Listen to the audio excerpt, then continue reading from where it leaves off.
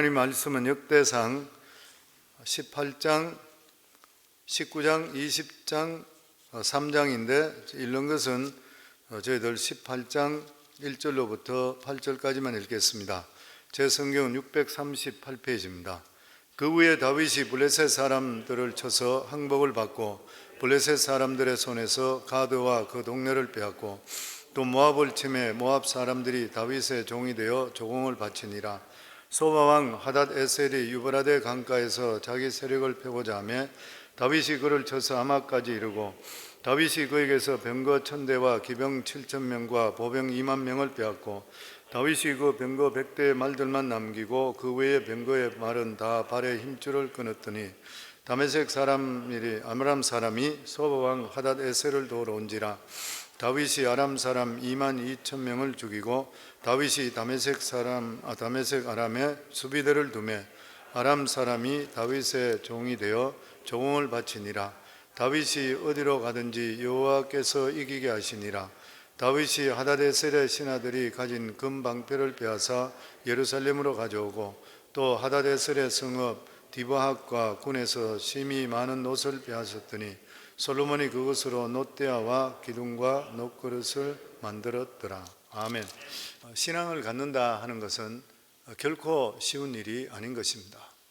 왜냐하면 우리가 바라는 하나님께서는 눈에 보이지 않기 때문인 것이죠. 눈에 보이지 않는 이러한 하나님, 실체를 우리가 모르는 하나님께 우리 인생을 모두 걸고 신앙생활을 한다 하는 것, 실제로 우리 삶 속에 결코 쉬운 일이 아닌 것입니다. 또 영적인 어떨 때는 체험을 했다 한다 하더라도 이러한 영적인 체험이 우리 삶 속에 끊임없이 계속적으로 일어나게 된다면 모르지만 그것이 한 번씩 어떤 체험을 했다 해서 세월이 지나면서 또 잊어버리고 그리고 우연히 있었나 이렇게 생각하면서 하나님을 우리가 살아계심을 느끼지 못할 때가 참으로 많이 있습니다. 그래서 우리가 신앙생활을 하면서 우리 기독교 신앙생활을 하면서 나의 생활에 실제적으로 신앙이 힘이 될 수 있을 것인가? 정말 여기서 대해서 내가 모든 것을 다 걸어도 될 것인가? 이런 것을 고민할 때가 있는 것입니다. 직장이나 주위에서 보면은 아주 나쁜 사람, 못된 사람이 있을 때에 기도하게 될 때 갑자기 하나님께서 저주를 주신다든지 아니면 죽을 병에 걸리게 만든다든지 혹 망하게 한다든지 이렇게 되는 기도 마음을 가진데도 불구하고 전혀 이상이 없을 때도 있고 또 뿐만 아니라 식구들 중에서 죽을 병에 걸렸을 때에 결사적으로 하나님께 기도로 매달리면서 히스기야 왕에게 15년 생명을 연장시켜 준 것 같이 병을 고쳐달라, 또는 경제적인 그런 어려움을 겪고 있을 때 하나님께 기도할 때 갑자기 어떤 돈이 많이 생기게 돼서 어려움이 없어지게 하실 수 있을까? 그런데 만약에 한편으로 생각해 볼 때에 만약 이런 모든 것들이 단숨에 만약 이루어지게 된다면 예수 믿지 않는 사람은 이 세상에 아무도 없을 것입니다. 또 뿐만 아니라 기독교 신앙이라는 것은 마치 요술방망이와 같이 변질될 가능성이 너무나 많이 있는 것이에요. 그래서 실제로 우리가 나타나는 그러한 현상을 보게 되면 하나님의 약속이든지 아니면 우리가 기도했는 것이든지 이런 일들에 대해서 그대로 일어나는 것이 아니라 정반대로 일어날 때가 많이 있습니다. 원수를 갚아달라고 했는데도 불구하고 원수는 더 멀쩡하고 더 잘 되는 그런 것을 볼 때가 있는 것이요. 돈이 없어 힘드는데 하나님께서 당장 돈은 주시지는 않고 계속적으로 인내하게 만드시고 기다리고 할 때가 너무나 많이 있는 것입니다. 또 뿐만 아니라 가족 중에서 병이 들었는데 하나님께 적시적으로 치료하시지는 않고 상당히 오랫동안 고통을 받게 만드시는 것이에요. 그럴 때가 너무나 많이 있습니다. 그럴 때 많은 그리스도인들이 생각할 때에 우리가 처해 있는 이러한 처지 속에서 내 신앙이 진짜 도움이 될까?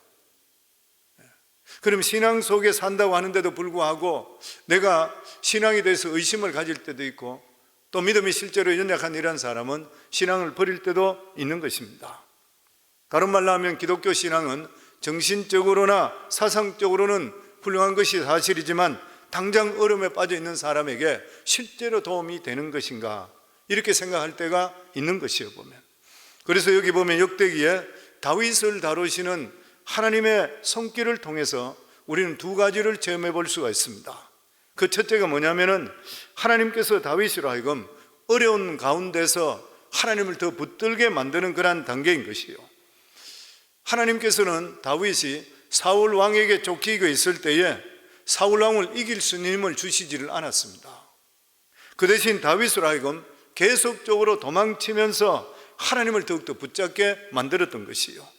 다윗은 이런 과정들을 통해서 하나님을 의지하는 그러한 법을 배웠고 하나님을 더 가까이 할 수 있는 법을 배우게 되었던 것이요.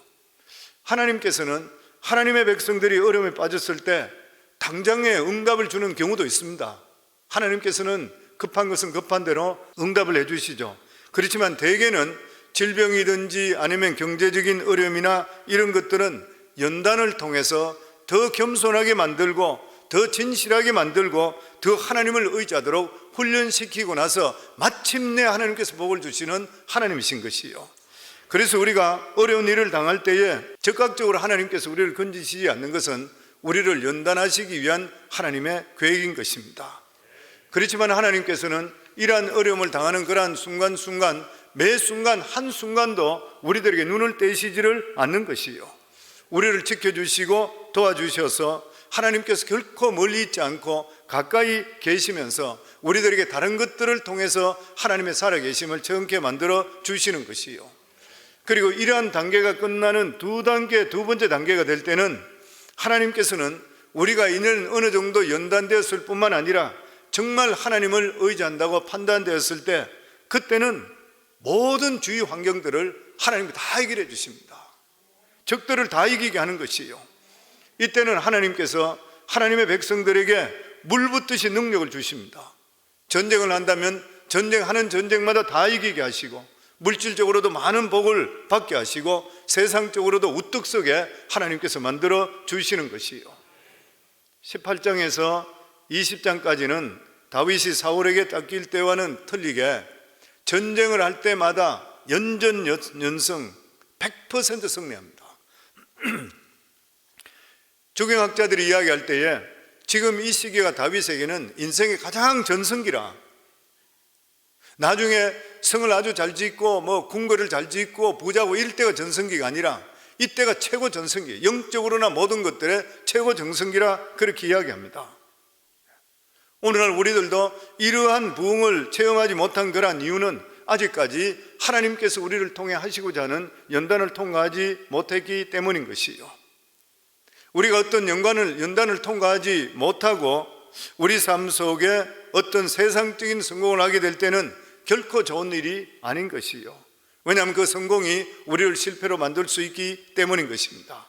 그래서 우리 믿는 사람들은 이러한 어려움이나 연단들을 통해서 우리 속 사람이 믿음으로 정금같이 가다듬어지는 것이요.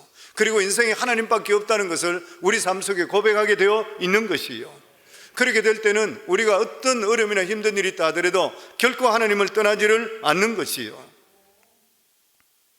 그리고 우리가 하나님을 의지하는 이 신앙이 우리 삶 속에 실제적으로 능력이 될 뿐만 아니라 엄청난 축복이라는 것을 우리가 깨닫게 되는 것입니다. 우리 1절에서 2절 저희들 다시 한번 같이 읽습니다. 그 후에 다윗이 블레셋 사람들을 쳐서 항복을 받고 블레셋 사람들의 손에서 가드와 그 동네를 빼앗고 또 모압을 치매 모압 사람이 다윗의 종이 되어 조공을 바치니라. 하나님을 우리를 사랑하신데도 불구하고 우리가 교만하지 못하도록 가시를 하나씩 주실 때가 많습니다. 우리가 잘 알고 있는 사도 바울 같은 이러한 위대한 사도인데도 불구하고 그 몸에 가시가 있었다 그랬습니다. 하나님께 이 가시를 없애게 해달라고 3번을 간구했었지만 거절당했는데 오히려 그는 기뻐하고 감사했다 그랬습니다. 고린도서 12장 7절에 9절에 보면은 그 당시에 사람들이 영적인 일, 환상을 받는 이야기, 이런 이야기 많이 하게 될 때에 다윗이 바울이 이야기하기를 3000전까지 올라갔던, 천국까지 갔다 왔던 이야기를 하고 나서 그리고 나서 했는 이야기가 이 이야기인 겁니다. 고린도서 12장 7절에 9절에 보면 여러 계시를 받은 것이 지극히 크므로 너무 자만하지 않게 하시려고 내 육체의 가시 곧 사탄의 사자를 주셨으니 이는 나를 쳐서 너무 자만하지 않게 하려 하심이라. 이것이 내게서 떠나가게 하기 위하여 내가 3번 주께 간구하였더니 나에게 이르시기를 내 은혜가 내게 족하도다. 이는 내 능력이 약한 데서 온전해짐이라 하신지라. 그러므로 도리어 크게 기뻐함으로 나의 여러 약한 것들에 대하여 자랑하리니 이는 그리스도의 능력이 내게 머물게 하려 함이라. 육체의 가시라 그랬으니까 몸의 어느 부분이 안 좋은 것은 사실인 것이에요. 주경학자들이 일반적으로 이야기할 때는 안질이든지, 왜냐하면 눈이 너무 나빠서 잘 보이지 않아 대피를 많이 했으니까 안질이나 아니면 간질병, 갑자기 쓰러지는 그러한 간질병 그랬을 것이라 이렇게 이야기합니다. 그런데 위대한 이렇게 사도, 할 일이 이렇게 많은 사도에게 왜 하나님께서 이런 고통을 주신 것인가요? 하나님께서 그가 끝까지 교만하지 않고 주의 뜻을 이루고 걸어가기 위해서 가시를 주신 것이요. 왜 그랬습니까? 주님은 우리의 체질을 너무나 잘 아셔요. 우리가 어떻다는 걸 너무나 잘 알고 계시는 것이요. 만약에 모든 것들이 우리 속에 내 생각하는 대로 기도한 대로 다 이루어졌다 그러면은 우리 삶이 정말 경건한 삶을 살 수 있을까요? 오히려 타락하기가 쉬운 것이요. 그래서 주님은 교만해서 주님의 뜻을 떠나지 못하도록 하기 위해서 우리 속에 한 가지를 망가뜨립니다. 완벽하게 절대로 만들진 않아요. 우리 인간은 절대로 완벽한 사람이 없습니다. 이 모든 것이 우리 뜻대로 되지 않게 하고 한참 잘 되는 것 다가도 영적 침체에 빠지면서 내가 믿음 있다는 사람이 왜 이것밖에 되지 않은 거 자기 자신을 돌아봐요. 목회자도 똑같습니다. 돌아보게 되는 것이에요. 그러면서 우리 자신의 실체를 보는 거예요. 그러면 나는 아무것도 아니구나, 내 자신의 믿음이 이것밖에 안 됩니까? 그러면 하나님께 또 매달리는 것이에요. 이거는 우리의 연약함을 통해 하나님께 더 매달리게 만들어 주시는 것이에요. 그런데 세상 사람들이 모르는, 믿는 사람들이 세상적으로 볼 때 모순의 진리가 있습니다. 그게 뭐냐면은 하나님의 은혜를 알고 나면은 자기의 치명적인 그러한 약점이든지 이런 것들을 오히려 자랑하는 것이에요. 그리고 오히려 사랑하게 되는 것이에요. 그래서 바울은 그렇게 고백하잖아요. 나에게 이르시기를 내 은혜가 내게 족하도다. 이는 내 능력이 약한 데서 온전해짐이라 하신지라. 그러므로 도리어 크게 기뻐함으로 나의 여러 약한 것들에 대하여 자랑하리니 이는 그리스도의 능력이 내게 머물게 하려 함이라. 다윗과 이 바울 같은 사람은 지나가는 그림자만 옆에 밟더라도 병이 치료되는 사람이잖아요.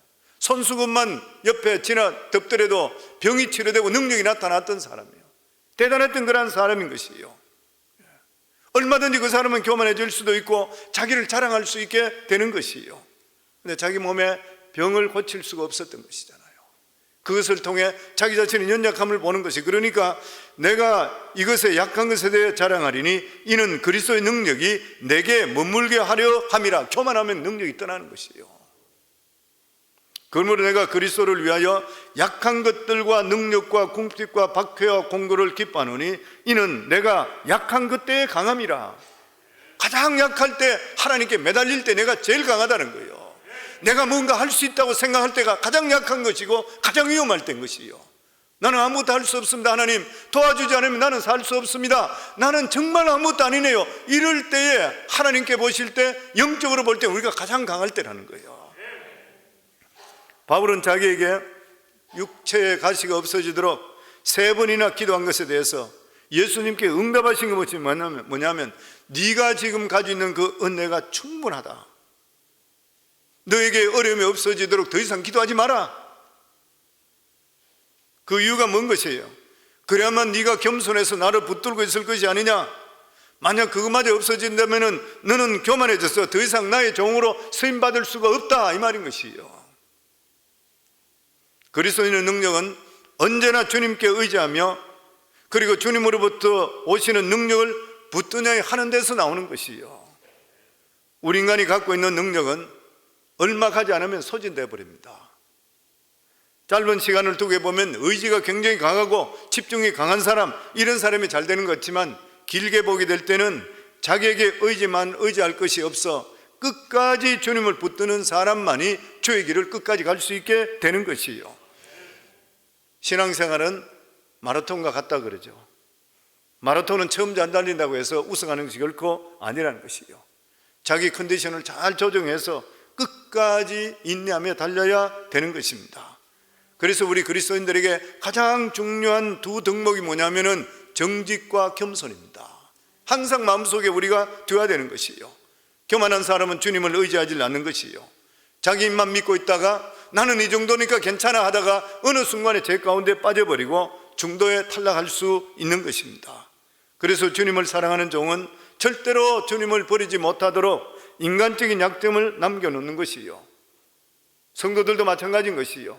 어떤 사람은 그것이 학벌이 될 수 있고, 어떤 사람은 가정적인 문제가 될 수도 있고, 어떤 사람은 결혼에 실패도 있을 수 있고, 어떤 사람은 육체가 너무나 병이 많아서 육체적인 문제가 될 수도 있는 것입니다.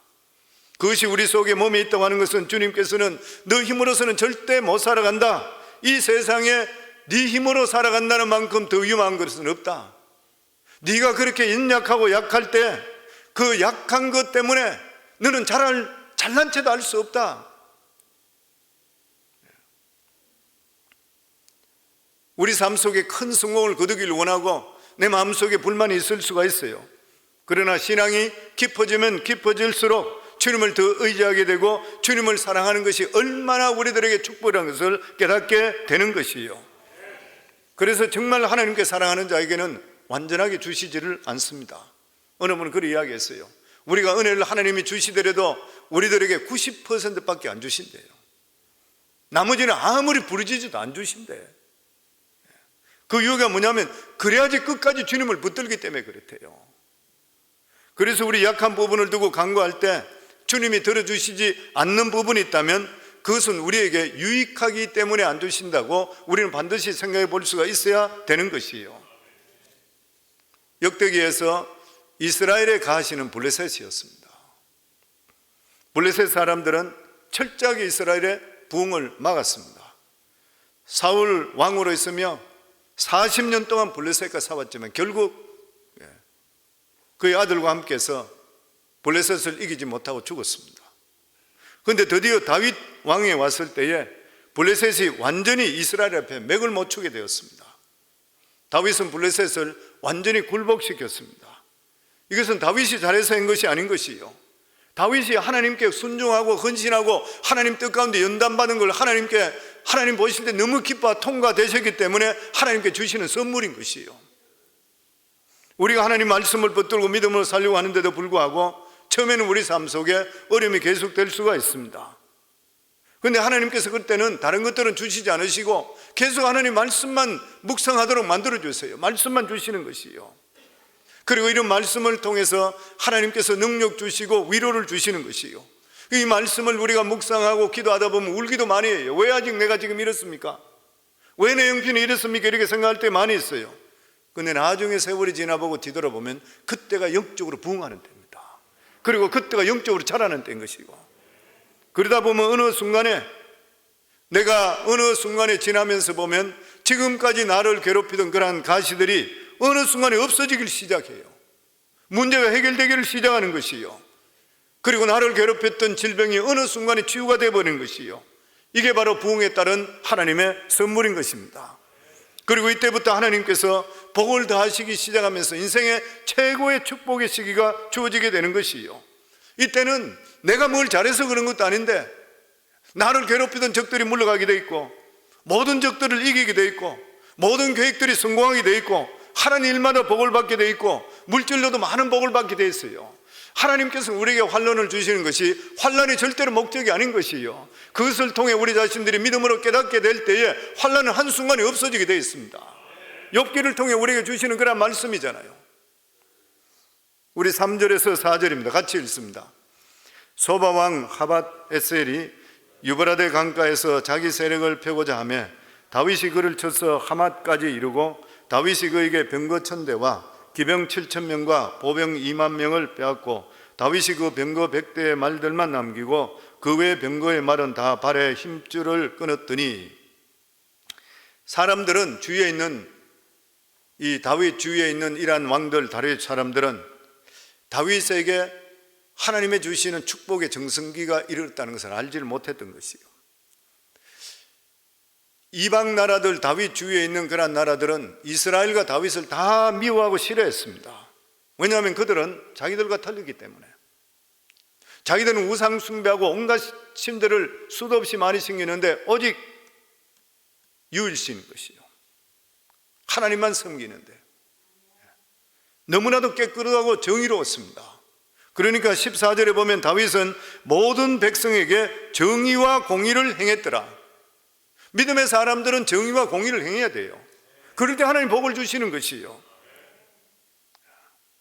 그래서 이스라엘 주위의 모든 사람들은 이스라엘과 다윗을 시기했습니다. 그리고 어떻게 해서든지 간에 이스라엘을 멸망시키려고 그랬던 것이요. 그런데 그들이 아무리 애를 쓴다 하더라도 다윗과 이스라엘을 멸망시킬 수가 없었습니다. 왜 그랬습니까? 하나님께서 이미 물붓듯이 다윗과 이스라엘을 축복하기로 하나님께서 이미 작정하셨기 때문인 것이요.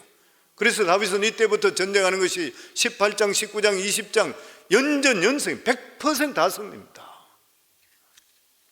우리 인간이 하는 일은 100% 승리는 없습니다. 전쟁도 마찬가지잖아요. 손자복음에도 승패는 병가의 상사라고, 이기고 지는 것은 얼마든지 병가 전쟁하다 보면 이럴 수도 있고 저럴 수도 있는 일이지 꼭 승리만 하는 거 아니라 그랬잖아요. 근데 하나님께서 물붓듯이 능력을 주시면은 모든 전쟁이 이기는 거예요. 누가 말했듯이 신들리시지 이기기 시작합니다. 신들리시지 그냥 연전연승이 계속. 이것은 하나님의 능력이 임했기 때문인 것이요. 우리 삶에도 똑같습니다. 하나님의 능력이 우리 속에, 하나님의 손이 임하게 될 때는 무엇이든지 간에 일이 풀리기 시작해요. 이때 자기 입만 믿고 다윗에게 덤벼들었던 유발에 대한 그 부분에서 세력을 펼치던 이 소바왕 하닷 에셀이라는 사람이 있었는데, 다윗은 이 전쟁에서 병거 1,000성, 그리고 기마병 7,000, 그리고 보병 2만을 빼앗았다는 대단한 일이죠. 병거가, 탱크가 1,000대, 기마 말 7,000마리, 그리고 보병 2만. 근데 놀라운 것은 다윗의 군대는 말이 없었는데 어떻게 이렇게 많은 병거와 마병을 이길 수가 있는 것인가? 이것은 하나님께서 능력을 주셨기 때문인 것이요. 근데 놀라운 것은 다윗은 하나님 말씀대로 병거를 끌 수 있는 100마리의 말만 남겨놓고 모든 말들의 7,000마리 가까이 되는 그 말들의 이 뒷 힘줄을 다 잘라버렸습니다. 말들을 서지 못하게 만들었던 것이요. 말을 많이 가진다고 해서 꼭 죄를 짓는 것은 아니거든요. 또 말은 상당히 실제로 삶 속에 전쟁이 굉장히 엄청스럽게 유익할 수 있습니다. 그런데 다윗은 말을 의지하지 않고 하나님을 의지하기 위해서 멀쩡한 말들을 다 못 쓰도록 만들어 버렸습니다. 정말 이게 대단한 일이잖아요. 저는 이게 진짜 대단한 생각이에요. 왜 그러냐 하면은 우리는 머리로서는 하나님 말씀대로 해야 된다는 걸 알고 있습니다. 근데 실제로 현실에 부딪힐 때에 그 말씀대로 내 눈에 진짜 좋은 것들이 많이 있는데 이걸 다 포기할 수 있다는 건 절대 쉬운 일이 아니거든요. 다윗이 대단한 게 이것이었던 거예요. 근데 다윗은 자기 눈에 황금이 쏟아져 있는데도 불구하고, 전쟁하는데 가장 필요한 것이 필요한데도 불구하고 말씀대로 포기해 버렸습니다. 하나님 말씀을 붙들었던 것이요. 결국 하나님께서는 이 다윗의 믿음을 보시고 대부흥을 주셔서 영적인 복뿐만 아니라 물질적으로 누구보다도 많은 복을 받게 되었던 것이에요.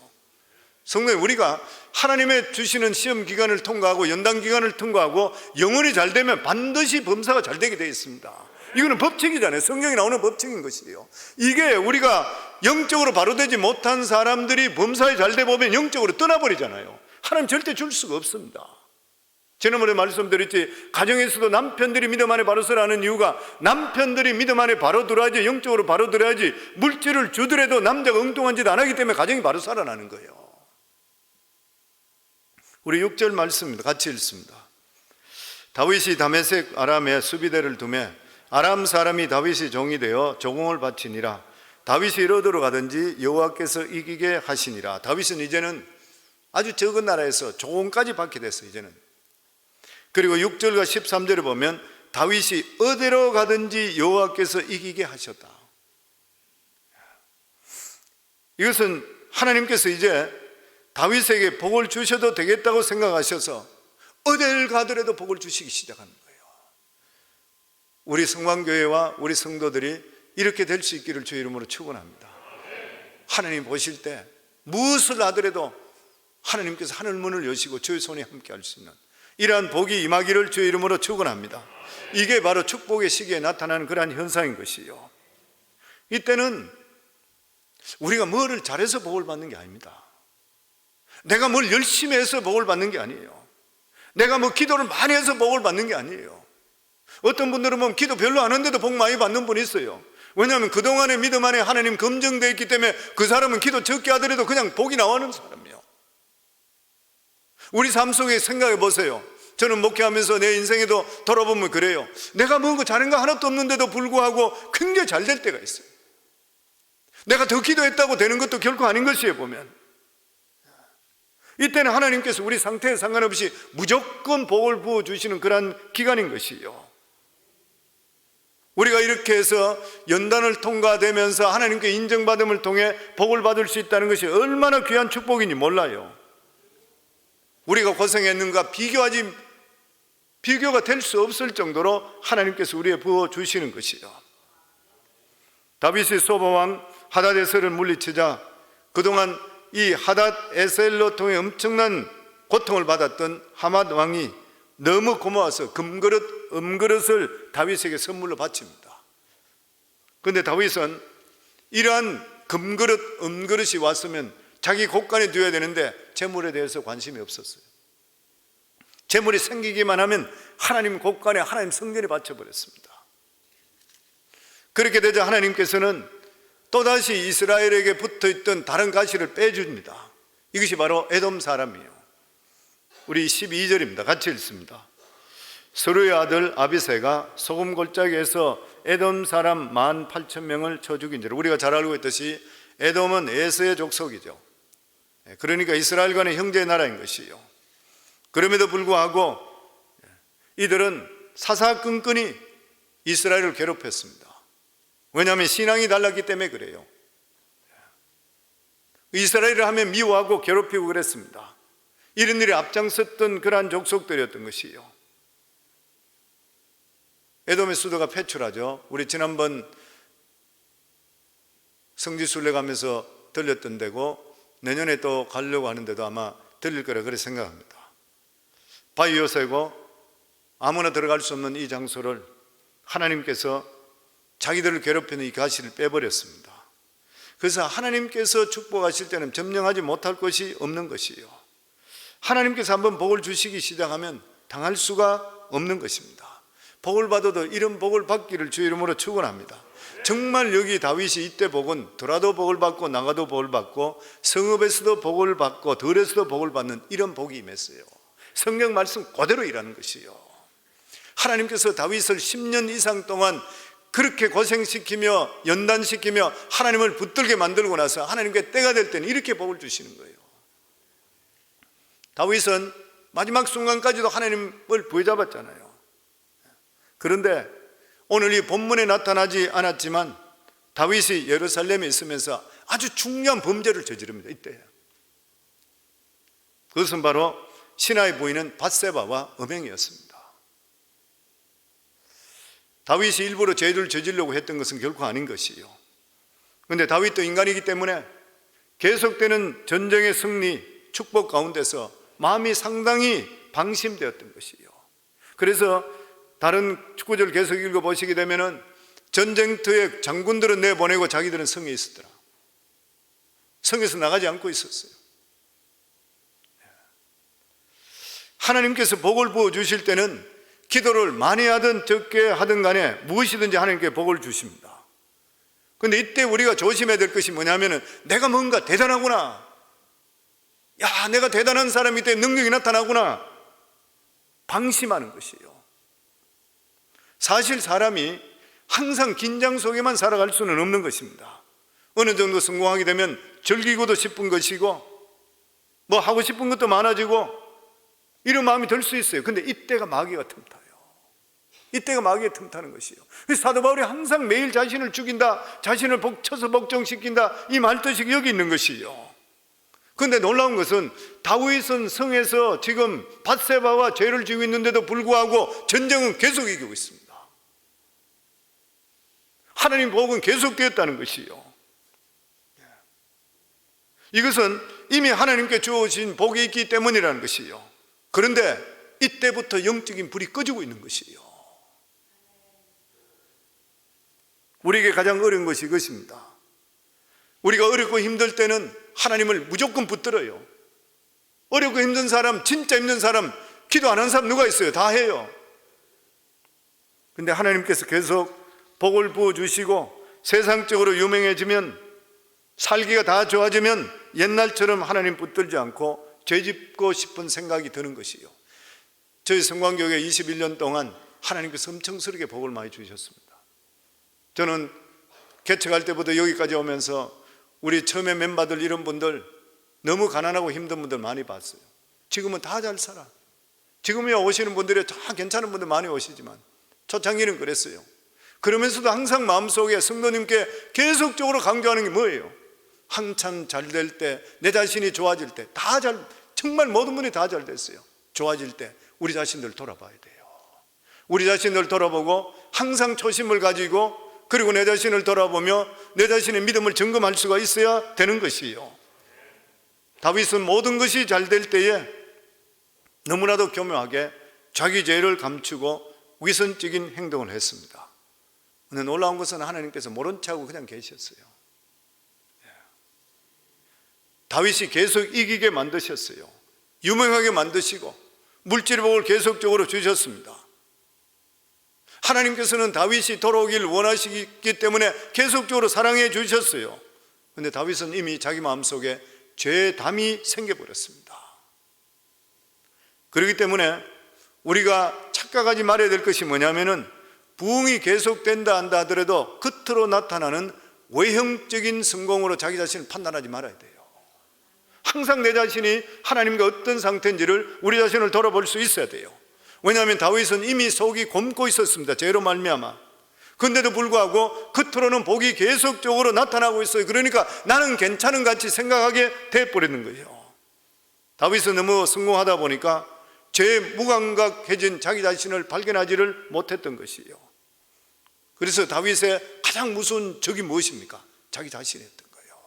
성도님, 우리들도 마찬가지입니다. 가장 무서운 죄는 적은 옆에 있는 사람 아니고 나예요. 내 자신인 것이에요. 내 자신의 영적인 상태인 것이고, 내 자신의 하나님 관계인 것이고, 내 자신의 지금 어떤 정서적으로 바로 선지 내 자신인 것이에요. 우리는 가끔 자기 자신을 통제하지 못할 때가 있을 것입니다. 그것이 바로 우리에게 가장 무서운 적인 것이에요. 지금까지 많은 믿음의 사람들이 자신과 싸워서 실패한 사람이 너무나 많이 있습니다.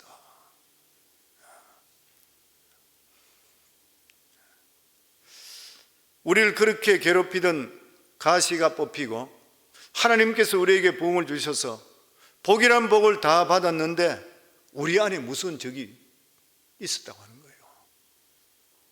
우리가 이것을 이기려고 그러면은 성도님께 항상 말씀드리듯이 공동체 안에 같은 믿음 안에, 그리고 예배 중심, 기도 중심, 말씀 중심적으로 계속적으로 사셔야 됩니다. 한가하시고 편안하면 안 돼요. 신앙생활이 어떻게 적당히 할 수 있어요? 신앙생활을 어떻게 편안하게 할 수 있어요? 신앙생활 자체가 부담이잖아요.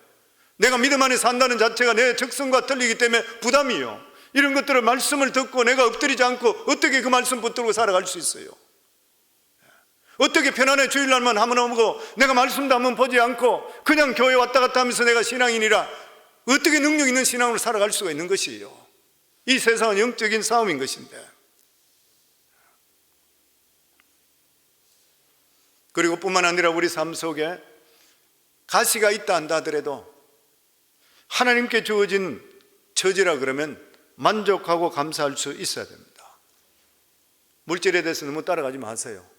너무 부자 되려고 하지 마세요. 만약에 부자가 된다 하더라도 아브라함과 같은 이러한 부자가 되기를 주의 이름으로 축원합니다. 많은 사람들이 믿음 생활한다 하는데도 불구하고 주신 것에 감사하는 것보다는 돌아보면 가진 것이 너무 많은데도 불구하고 계속적으로 물질 따라가는 사람이 있어요. 너무너무 안타까운 사람 많아요. 항상 자기가 적은 거예요. 그 죽을 때까지 가난하게 살아요. 그 사람은 주신 것에 감사하는 사람은 내가 많이 있고 없고 상관없이 그 사람은 부하게 사는 것이요. 우리는 다른 사람과 절대 비교하지 마시고 영적인 부흥의 불을 꺼트리지 말아야 돼요. 그래서 끝까지 승리할 수 있는 저와 우리 성광교회 성도님 다 될 수 있기를 주의 이름으로 축원합니다.